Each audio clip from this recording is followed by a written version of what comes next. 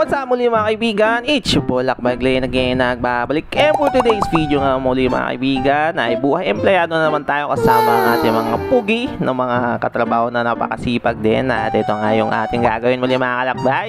Kukunin nga muna natin muli itong mga lakbay ang ating bakuna dahil pupunta tayo dito sa Veterinaries Festival na magaganap dito sa Nueva Vizcaya State University sa College of Veterinary Medicine, kung saan dito nagmumula ang mga hayop na doktor. Charis. Pero bago ang lahat ng mga kalakbay, meron tayong pa-free lugaw dito na talagang dinidemo din naman ni Kuya Rex na sabi niya, yummy, you know, linagyan niya ng talagang pang-paanghang para mas makadami kami dahil free naman. Dahil kung free naman mga kalakbay ay talagang libre, di ba? Yun na mga kalakbay. Habang nga muli mga kalakbay na nag-ayos kami sa aming booth, ay may biglang dumapit sa ating mga estudyante na mukhaan tayo at hihingi daw sila ng donation para sa kanilang mga candidate muli mga kalakbay na lalaban sa pageant na magaganap kaumaga nito dahil may second day pa naman to mga kalakbay. Nagbigay natin tayo dito muli mga kalakbay at wala nga akong baryat pero nagbigay naman tayo kahit paano. Ito nga muli mga kalakbay, nag-ikot-ikot muna tayo, nakita ko yung mga estudyante na tumutugtog at ang ganda din ng view din talaga dito sa Nueva Vizcaya State University. Para bang nakaka-miss mag-aral kung nakita mo yung mga ganitong kaganapan. At meron din tumubok na humingi sa atin pero sabi ko nagbigay na ako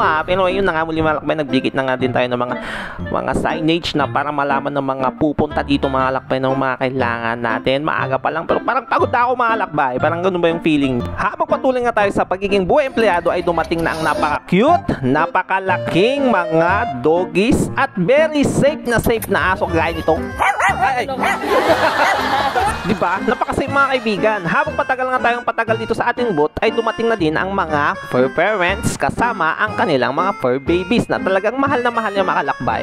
Habang dito naman mga kalakbay ay mayroong hawak-hawak na manok. Ewan ko kasama to sa exhibition o sa ibang exhibition to isasali. Habang ito naman muli mga kalakbay, may nakita tayong sungay ng kalabaw. Ba't wala siyang katawan? Like, you know, sa pagpatuloy ng ating buhay empleyado mga kalakbay ay dumating na din ang ating mga clinician na siyang tutulong nga sa ating pagtuturok ng mga vaccine na kakailanganin ng ating mga alagang aso kagaya nito na dinidemo. At ito nga muli mga kalakbay ay medyo pagod na din talaga tayo pero hindi natin susuko dahil ito yung trabaho natin. Like, you know, magbe-break lang tayo pero tutuloy tayo sa ating trabaho muli mga kalakbay. Habang dito pinapakita ko dahil break time naman yan mga kalakbay, ating yaya na nga tayong kumain ng ating mga doctors ng Nueva Vizcaya State University at napakabait nila, solid, grabe. Tapos nga nun muli mga kalakbay ay namasyal lang naman ako sa loob ng Nueva Vizcaya State University dahil itong lugar naman na to hindi na bago sa akin dahil nag-aaral naman ako dito ng first sem ng first year. Kaso nga lang nagkaroon talaga tayo ng problema dito at yung problema na yon ay nasunog yung boarding house namin dati. Dito naman mga kalakbay ay pinasok na natin ang lungga ni Beshi natin. At itong si Beshi natin ay napakalaki na nga talaga at inawakan nga to ng ating kasamang si Brother Christopher na napakalupit. Habang inihimas nga si Beshi natin ay may napansin akong kakaiba talaga sa kanya. Parang napakakalmado niya.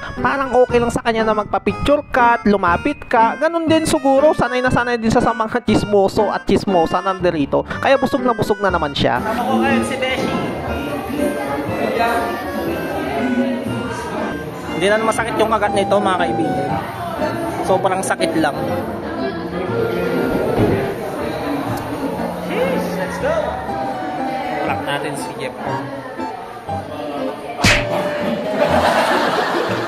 Sa loob nga ng venue ni Beshi natin, meron siyang mga kasama kagaya itong Quago at ito, maliit na Dragon. Hindi ko alam kung Dragon. Sorry kung hindi ko kabisado itong animals na to, hindi ko sinasadya dahil hindi kasi ako nag-grade 2. Pero ito, meron tayong kasama dito si Pacman Frog. Si Pacman Frog ay, ewan ko, siguro hula ko malaki yung bunganga niyan kay Pacman Frog. At ito, kabisado ko na to. Ito yung tuko Ito yung nagba-viral noon na nakakain daw, nakakagamot. At meron din siyang kasama dito leopard geckos. Na napakaganda ng kulay, na kulay yellow. First time ko nga makakita ng mga itong mga uri din ng mga animals, mga kaibigan. Ito, meron dito yung kasama dito ng mga, ito, kabisado ko, ito ay Birded Dragon na nagmula sa, hindi ko alam kung saan original sila. At meron din tayong mga kasama ditong mga tortoise. Ito yung mga talagang lumalaki at talagang nagkakaedad ng ilang daang taon din. At ito yung mga kasama natin na mga kasama din ni Beshi natin na mga snakey na napasibol pa lang na talagang uumpisahan na sila. Ito yung nasa labas na din mga kaibigan na mga manok, mga daming klaseng manok. Ito, kabisado ko si Brahman. Ito, hindi ko alam kung anong klaseng manok to, paki-comment na lang. Pero ito,